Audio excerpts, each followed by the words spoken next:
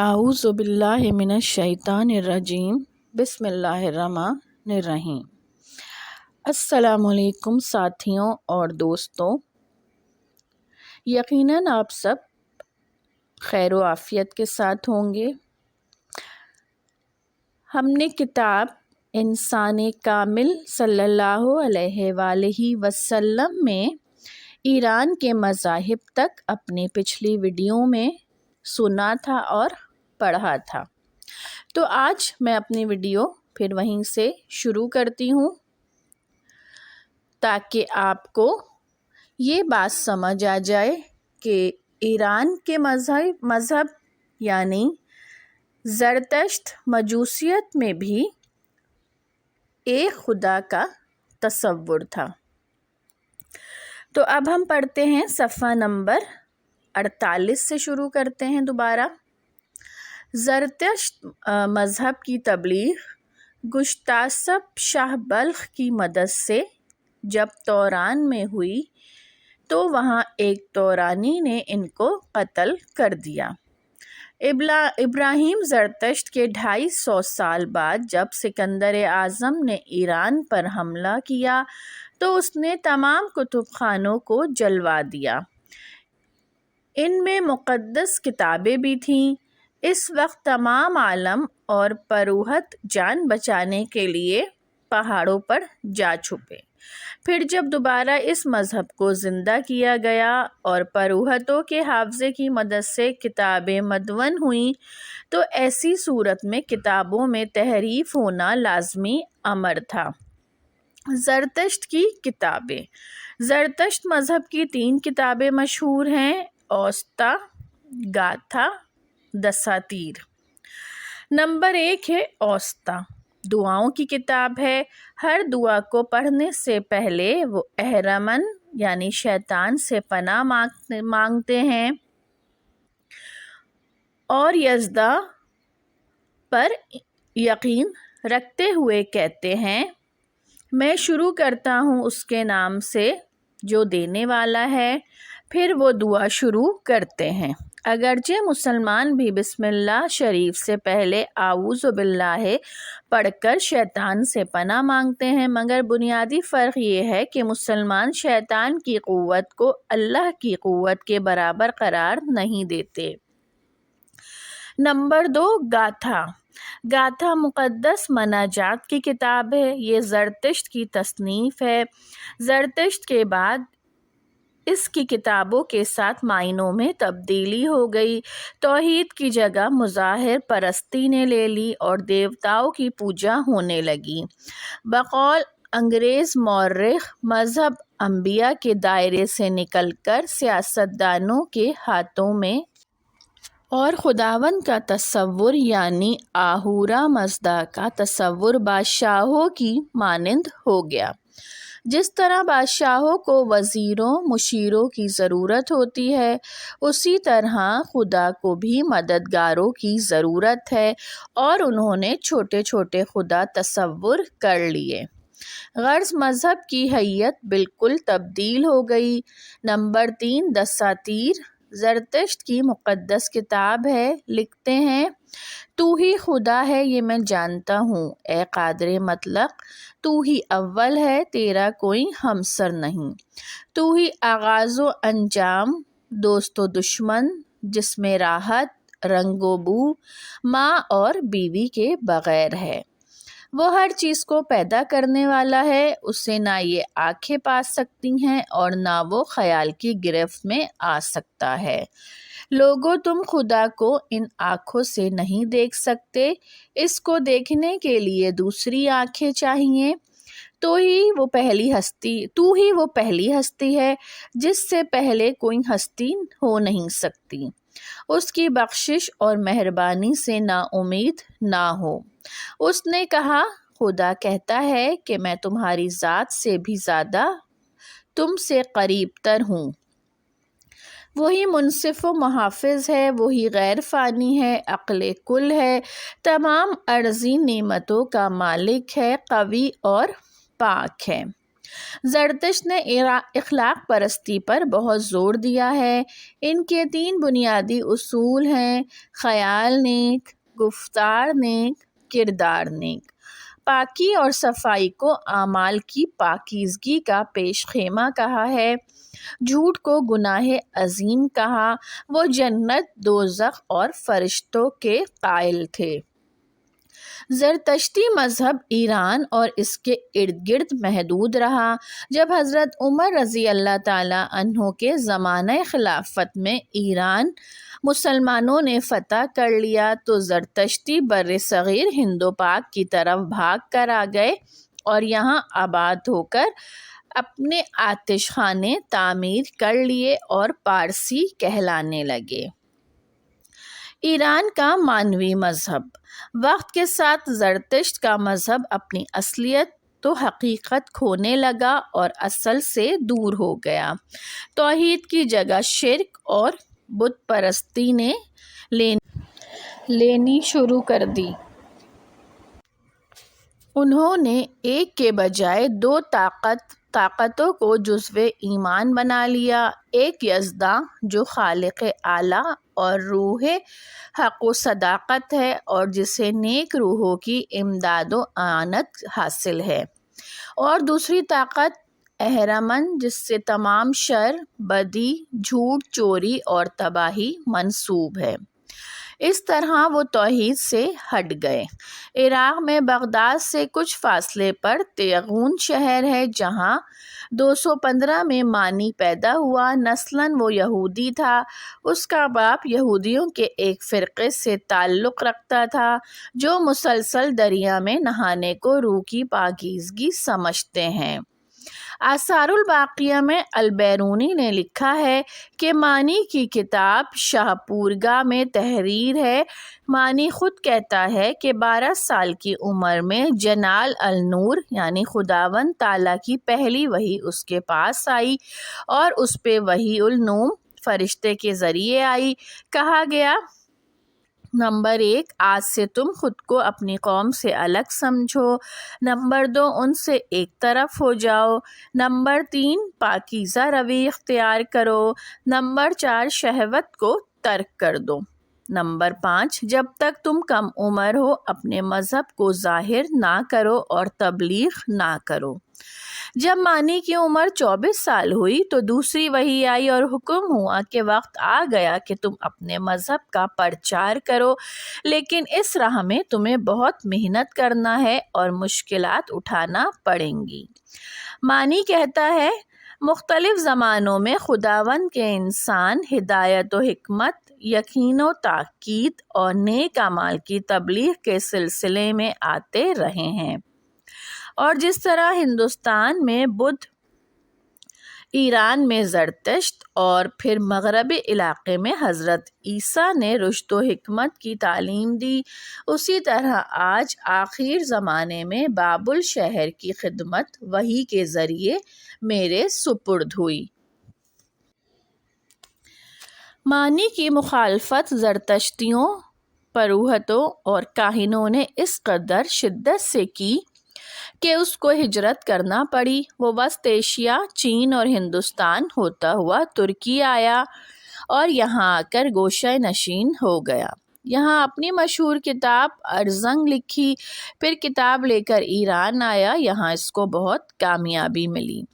مانی نے ایک نئے مذہب کی بنیاد رکھی جس کی تبلیغ شاہپور اول کے عہد 240 میں شروع ہوئی۔ اس کے تعلقات شاہپور سے بہت اچھے تھے۔ مانی نے بادشاہ سے 2 مراد مانگی۔ نمبر 1، مانی کے ماننے والوں کی ان کے وطن کے ہر شہر میں عزت کی جائے۔ نمبر 2، مذہب کی تبلیغ میں کوئی رکاوٹ نہ ڈالی جائے۔ شاہپور کی وفات کے بعد مرمر 272 میں تخت نشین ہوا اور وہ 1 سال بعد مر گیا۔ اس کے بعد بہرام اول تخت پر بیٹھا۔ اس نے مانی کے ماننے والوں پر بہت سختی کی، یہاں تک کہ مانی کو قتل کروا کر اس کی کھال میں بھس بھروایا اور پھاٹک پر لٹکوا دیا۔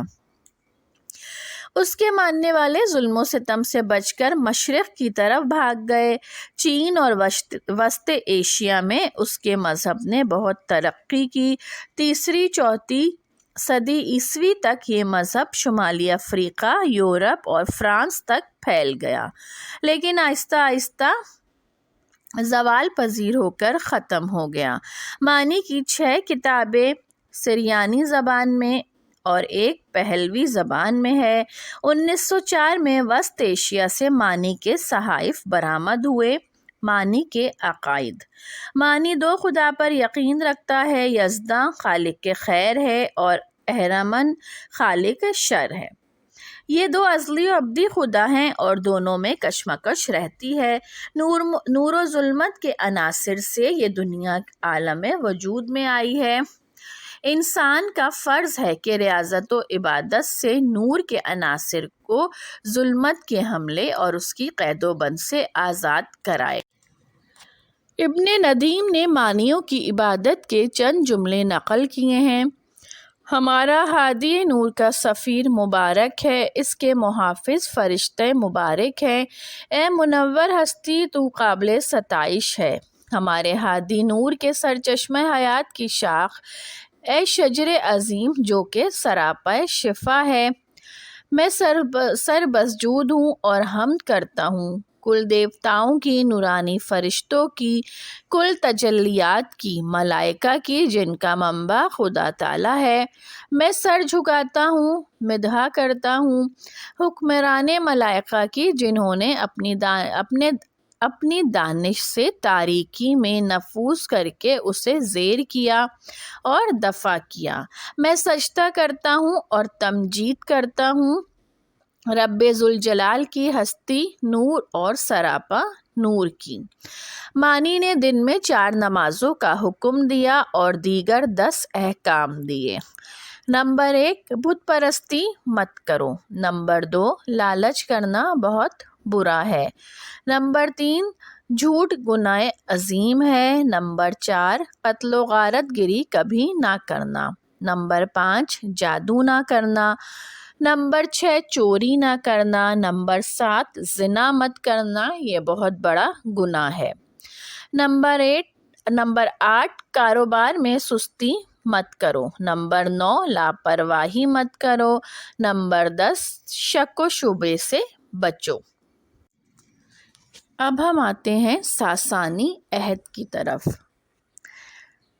323 میں سکندر اعظم کے ایک جرنیل نے شام اور ایران پر قبضہ کر لیا تھا۔ اس کے بعد 250 میں پارتھی خاندان ارشک کی سرکردگی میں برسر اقتدار آ گیا، جس کی سلطنت کی حدود فرات سے سندھ کے کناروں تک پہنچ گئی۔ ایران پر پارتھیوں نے تقریباً 500 سال تک حکومت کی۔ 227 میں ساسانی خاندان کے ایک شہزادے نے ارت شیر سے پارتھیوں کو شکست دے کر ایران کو اپنے زیر نگیں کر لیا۔ اس کی ساسانی حکومت نے ایران میں زرتشتی مذہب کو سرکاری مذہب قرار دے کر مضبوط مرکز قائم کیا۔ اردشیر نے مدائن کو اپنا دارالسلطنت بنایا۔ 12 سال بعد اپنے بڑے بیٹے شاہپور کو اقتدار سونپ دیا اور ارت شیر کا یہ بہت مشہور مقولہ ہے: طاقت بغیر فوج کے نہیں، فوج بغیر دولت کے نہیں، دولت بغیر کھیتی باڑی کے نہیں اور کھیتی باڑی بغیر امن کے نہیں۔ شاپور کے عہد حکومت نے ساسانی حکومت اور بازنطینیوں میں جنگ کا سلسلہ طویل عرصے تک چلتا رہا۔ اس خاندان کا ایک بادشاہ خسرو اول ہے جو نوشیروان عادل کے نام سے دنیا میں مشہور ہے۔ اس کا عہد 531 سے 571 تک ہے۔ اس نے اپنے دور حکومت میں اپنے ملک میں مختلف اصلاحات کی اور مغربی ترکستان کو فتح کیا۔ ایک بہت عظیم الشان محل ایوان کسرا بنوایا۔ نوشیروہ کا دور حکومت سنہرا دور کہلاتا ہے۔ اس کے عہد میں علوم و فنون کو ترقی ہوئی۔ اس کے دربار میں یونان اور بر صغیر ہند و پاک کے ادیب و فلسفی موجود رہتے تھے، جنہوں نے یونانی اور سنسکرت کی بہت سی کتابوں کا ترجمہ فارسی میں کیا۔ توریت کا فارسی ترجمہ بھی اسی نے کرایا۔ ساسانی بادشاہوں کا لقب کسرا ہوتا تھا۔ وہ بالکل مطلق العنان ہوتے تھے۔ وہ سمجھتے تھے کہ بادشاہ خدا کا نائب ہے، حکومت خدا نے ان کو عطیے میں دی ہے، اور ان کا دل خدا کی عظمت کا مظہر ہوتا تھا۔ یہ لوگ زرتشتی مذہب کے پیرو تھے۔ عامر مطلق ہونے کے ساتھ فراخ دل بھی تھے۔ ایران میں جشن نوروز بہت شان و شوکت سے منایا جاتا تھا۔ نوروز کے دنوں میں رعایا کو عام اجازت ہوتی تھی کہ بادشاہ کے خلاف عدالت میں شکایت کریں۔ جھوٹ پر سزا اور سچ پر شکایت دور کر دی جاتی تھی۔ یہ لوگ طبیبوں، شعراء اور نجومیوں کی سرپرستی کرتے تھے۔ نوروز کے دنوں میں شہروں اور گھروں کو سجاتے اور عیش و عشرت سے لطف اندوز ہوتے۔ نوشیروہ کا پوتا خسرو پرویز تھا، جس نے ہمدان جانے والے راستے پر دشت گرو کا محل بنوایا، جس کے قریب ہی اس کی شکارگاہ تھی، جہاں اس نے اپنی ملکہ کے نام پر قصر شیری بنوایا۔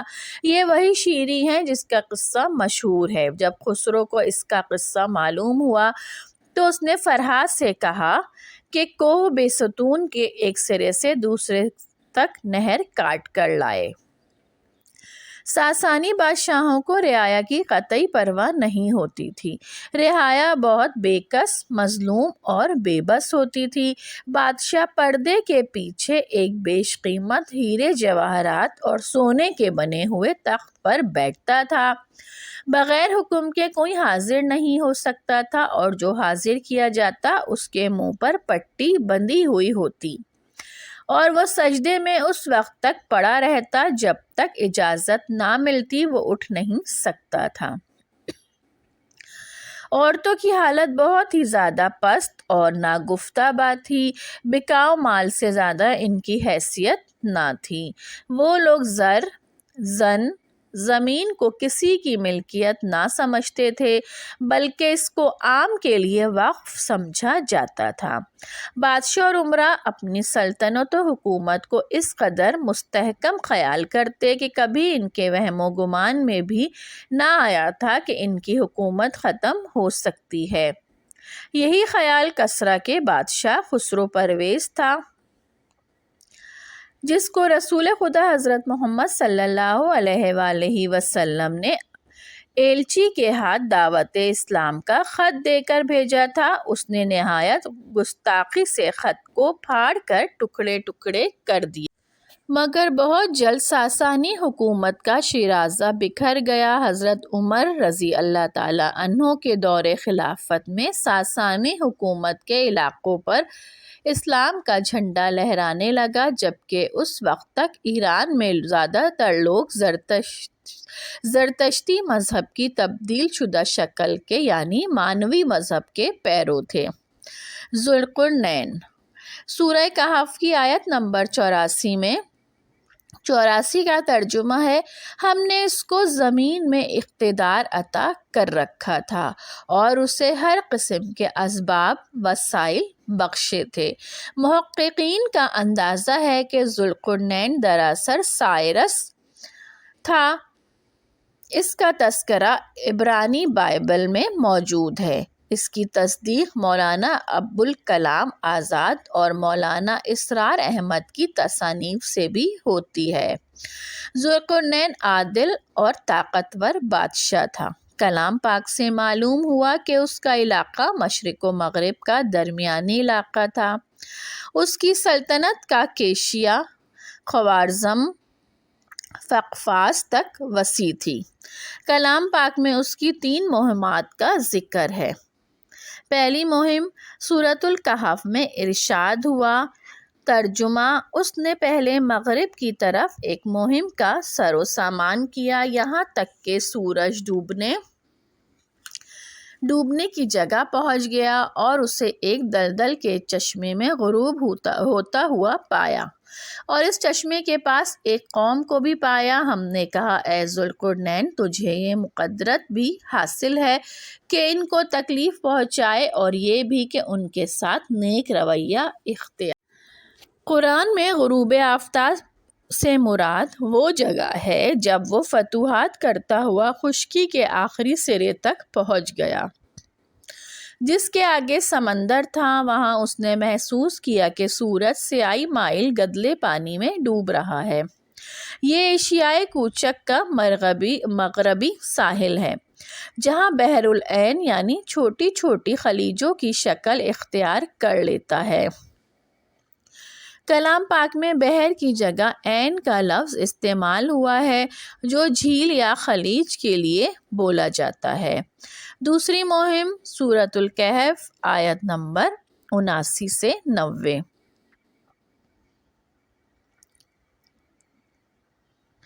ترجمہ: پھر اس نے ایک دوسری مہم کی تیاری کی، یہاں تک کہ طلوع آفتاب کی حد تک جا پہنچا۔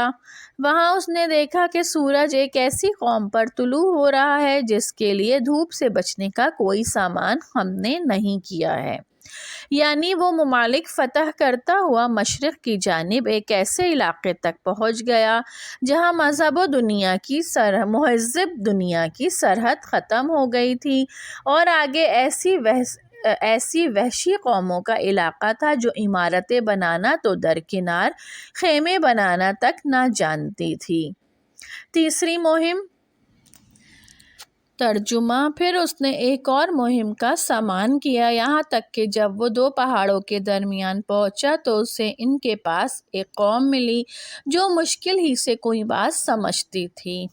ان لوگوں نے کہا کہ اے ذوالقرنین، یاجوج اور ماجوج اس سرزمین میں فساد پھیلاتے ہیں، تو کیا ہم تجھے کوئی ٹیکس اس کام کے لیے دیں کہ تو ہمارے اور ان کے درمیان ایک بند تعمیر کر دے۔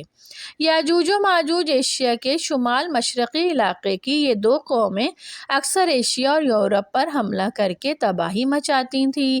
یہ حضرت یافس کی نسل تھی، جو روس اور شمالی چین کے قبائل تاتاری اور منگول وغیرہ تھے۔ یاجوج و ماجوج کا علاقہ روس، نوبل بالسک مسک، جس کو اب ماسکو کہتے ہیں، تک تھا۔ ایک اسرائیلی مورخ کہتے ہیں کہ ان کا علاقہ بحر اسود کے شمال مشرق میں ہے۔ جیروم کے بیان کے مطابق یہ کاکیشیا کے پہاڑی سلسلے کے شمال میں بحر خزر کے قریب آباد تھے۔ سورہ کہف کی آیت نمبر 95 سے 97۔ ترجمہ: اس نے کہا، جو کچھ میرے رب نے مجھے دے رکھا ہے وہ بہت ہے، تم بس محنت سے میری مدد کرو، میں تمہارے اور ان کے درمیان بند بنائے دیتا ہوں، مجھے لوہے کی چادریں لا کر دو۔ آخر جب دونوں پہاڑوں کے درمیان خلا کو اس نے پاٹ دیا تو لوگوں سے کہا کہ اب آگ دہکاؤ، حتیٰ کہ جب یہ آہنی دیوار بالکل آگ کی طرح سرخ ہو گئی تو اس نے کہا کہ لاؤ، اب میں اس پر پگھلا ہوا تانبا انڈیلوں گا۔ یہ بند ایسا تھا کہ یاجوج و ماجوج اس پر چڑھ کر بھی نہ آ سکتے، اور اس میں نقب لگانا ان کے لیے اور بھی مشکل تھا۔ کاکیشیا کے پہاڑوں کے درمیان ایک درہ تھا جو حملہ آوروں کا راستہ تھا۔ ذوالقرنین نے اس کو لوہے اور تانبے کی دیوار سے بند کر دیا اور یاجوج و ماجوج کے حملوں کو روک دیا۔ ذوالقرنین کی فتوحات مغرب میں ایشیائے کوچک اور شام کے ساحل تک ہیں اور مشرق میں باختر و بلخ تک وسیع ہوئیں۔ اس نے چند سال کے عرصے میں میڈیا، لیجبال اور لیڈیا ایشیائے کوچک کی سلطنتوں کو فتح کر لیا اور فارس اور لیڈیا کو متحد کر کے فرما روائی کا اعلان کیا۔ اس کو اس لیے بھی ذوالقرنین بھی کہا جاتا ہے کہ وہ دو مملکتوں کا فرما روا تھا۔